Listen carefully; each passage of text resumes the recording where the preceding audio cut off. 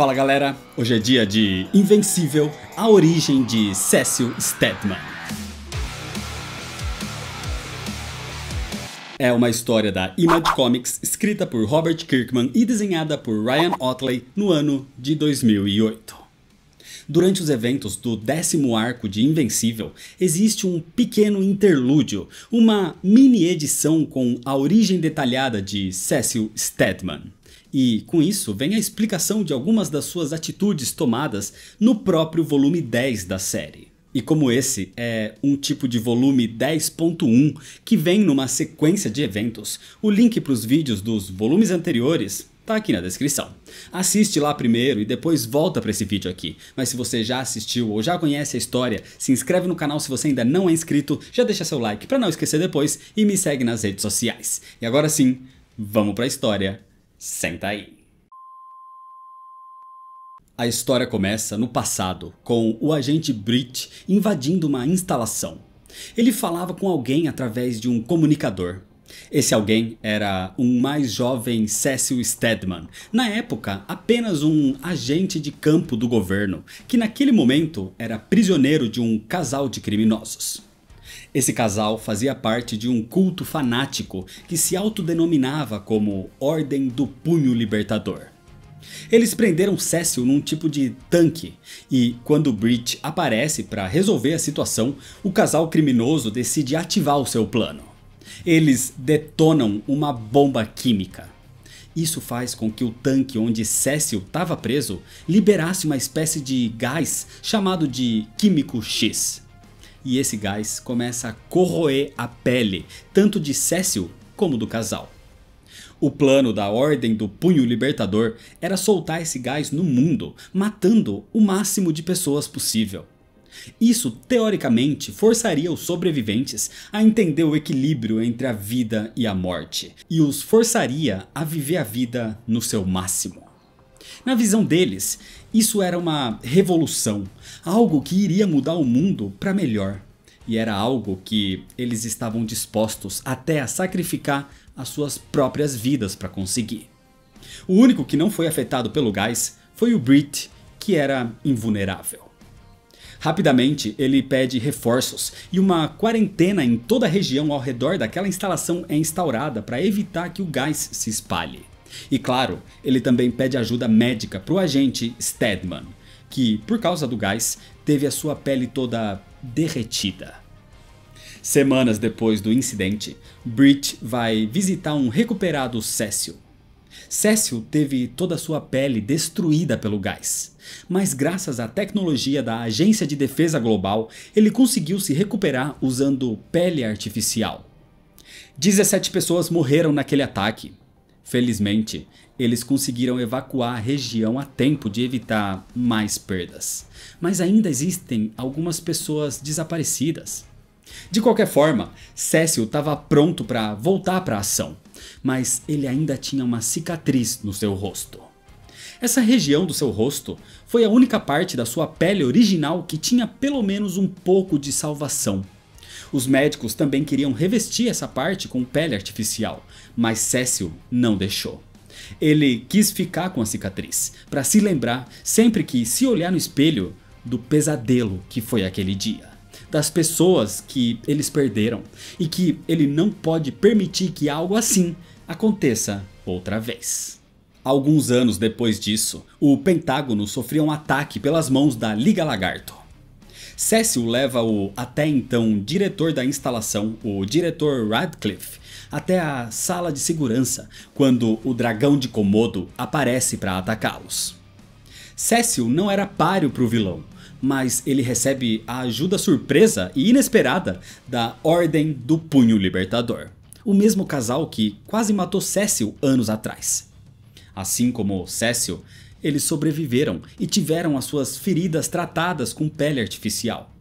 Acontece que Radcliffe forjou a morte do casal e desde então os tem usado como seus guarda-costas pessoais. Radcliffe viu neles mais utilidade vivos e trabalhando para ele do que mortos ou presos. O casal derrota o dragão de Komodo, mas Cecil não aceita isso. Aqueles dois eram criminosos, responsáveis por muitas mortes. E apesar do casal ter salvado a vida deles derrotando o dragão de Komodo naquele momento, Cecil atira neles e os mata. Nesse momento, os Guardiões do Globo originais aparecem e presenciam Cecil matando o casal a sangue frio. Meses depois, Cecil, ainda preso pelo assassinato do casal da Ordem do Punho Libertador, recebe a visita do diretor Radcliffe. Ele tá ali porque precisa de Cecil. Acontece que Radcliffe estava envolvido em projetos questionáveis. Projetos que envolvem áreas cinzentas que o forçam a ter que abrir mão da sua posição como diretor da Agência de Defesa Global. Ele precisa de um substituto agora, e ele quer que esse substituto seja Cecil. A princípio, Cecil não se interessa.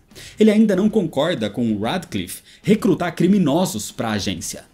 Mas Radcliffe explica que, assim como foi com a Ordem do Punho Libertador, Cecil é mais útil para ele livre e trabalhando para a agência do que preso. E que às vezes você tem que escolher entre ser uma pessoa boa ou ser a pessoa que vai salvar o mundo. E isso nem sempre é a mesma coisa. Assim, com o tempo, Cecil entende o que Radcliffe quis dizer naquele dia. E um ano depois, Cecil Stedman já tinha assumido a posição de diretor da Agência de Defesa Global. Um dia, ele fica sabendo de um novo homem superpoderoso desconhecido que enfrentava uma criatura marinha gigante. Era Nolan, na época recém-chegado no planeta Terra, antes de adotar o nome de Omni-Man. Cecil foi até ele, se apresentando como um representante dos interesses do planeta. E Nolan diz que está ali exatamente para proteger a Terra e aprender os costumes daquele povo. Dessa forma, Cecil leva Nolan até a base da agência, no Pentágono. Algumas horas depois, e depois de muita conversa, Nolan vai embora. Nolan contou tudo para Cecil, ou pelo menos tudo que ele queria que Cecil soubesse. Nolan contou a versão amigável sobre as suas origens viltrumitas, sobre ele fazer parte de um comitê de melhoramento de outros mundos. E Cecil concordou em trabalhar com Nolan para garantir a proteção da Terra.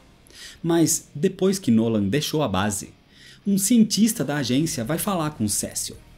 Acontece que os cientistas monitoraram toda a conversa entre eles, e batimentos cardíacos, respiração, temperatura do corpo e até mesmo dilatação de pupilas de Nolan comprovaram que ele não estava falando a verdade.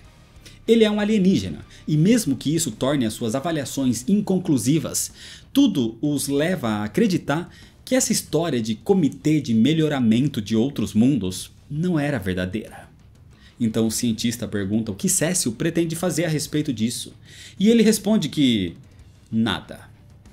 Mesmo sabendo que Nolan tem coisas a esconder, ele não se importa.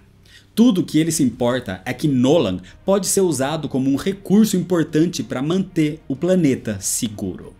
Porque se tem uma coisa que Cecil aprendeu desde que aceitou o cargo como diretor da Agência de Defesa Global, é que ele faria um acordo até mesmo com o próprio diabo se isso resultasse na segurança da Terra. Cecil não é o cara bom. Ele é o cara disposto a fazer de tudo para proteger o planeta. Esse é o seu trabalho. E é desse jeito que termina a história. A origem de Cecil é curta, mas explica muita coisa. É uma história que complementa acontecimentos do volume 10, porque explica melhor a mudança de comportamento de Cecil com relação a Mark, e como ele está disposto a trabalhar com vilões, caso seja necessário. A história é bem escrita e cria novas camadas com relação ao personagem, o que é um grande mérito a essa altura do campeonato. De qualquer forma, essa é só uma história extra no meio do volume 10 de Invencível.